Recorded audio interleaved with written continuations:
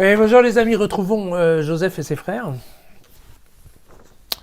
Nous sommes dans la Genèse, toujours au chapitre 44, les versets 17 à 34. Je vous rappelle que on a découvert le bol en argent qui avait été mis, bien sûr, dans le sac de Benjamin. Et le deal était que Benjamin, en fait, s'il était pris, il restait à la maison. On comprend bien la tactique de Joseph de récupérer son petit frère. Mais manque de peau, Judas s'est mis aux commandes de la fratrie et ils disent non, mais on est tous à ton service. Alors, il va falloir changer le plan. Il serait abominable d'agir ainsi, répondit Joseph. L'homme chez qui on a trouvé le bol, lui, sera mon esclave.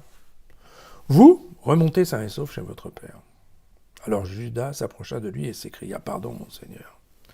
Laisse ton serviteur faire entendre une parole à mon seigneur sans qu'il s'irrite contre lui. Tel est le Pharaon, tel tu es. C'est mon seigneur qui a interrogé tes serviteurs et leur a dit, avez-vous un père et un frère? Nous avons répondu à mon seigneur, nous avons un vieux père et l'enfant qu'il a eu dans la vieillesse est tout jeune. Son frère est mort, il est resté le seul de sa mère et son père le chérit. Alors tu as dit à tes serviteurs, amenez-le-moi, je veux veiller sur lui. Nous avons répondu à mon seigneur, ce garçon ne peut quitter son père car celui-ci mourra s'il le quitte.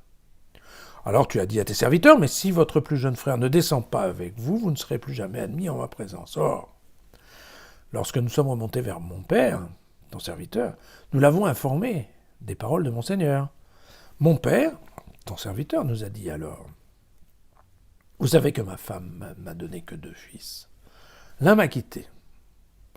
Et j'ai dit, il a sûrement été mis en pièces. Et je ne l'ai jamais revu. Vous voulez encore m'enlever celui-ci?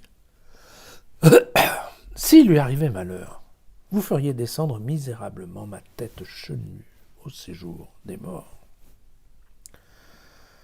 Alors, mon Seigneur, si j'arrive maintenant chez mon père, ton serviteur, sans que ce garçon soit avec nous, sa vie est tellement liée à la sienne qu'il mourra. À peine aura-t-il constaté son absence. Tes serviteurs auront fait descendre au séjour des morts, dans l'affliction, la tête chenue de notre père, ton serviteur. Sache que ton serviteur s'est porté garant du garçon devant son père. Si je ne le ramène pas, et je dis, j'emporterai tous les jours la faute envers mon père.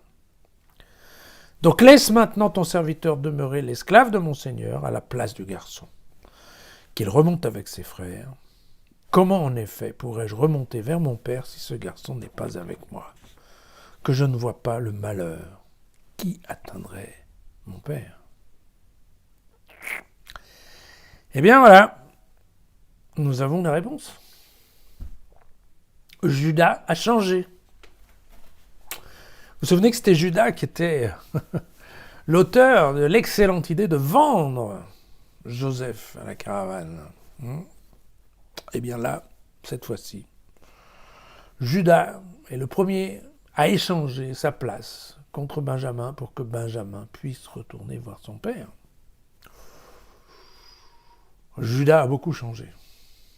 On se souvient qu'il avait déjà changé avec Tamar. Vous vous rappelez cette histoire? Où à la fin, il avait bien reconnu qu'en effet, sa belle-fille avait raison, qu'il l'avait un peu exagéré. Eh bien voilà, Judas continue de changer, et plutôt en bien. Et il faut bien reconnaître, c'est ce changement de Judas qui va faire en fait le cours de l'histoire qui suit, et qu'on va retrouver demain.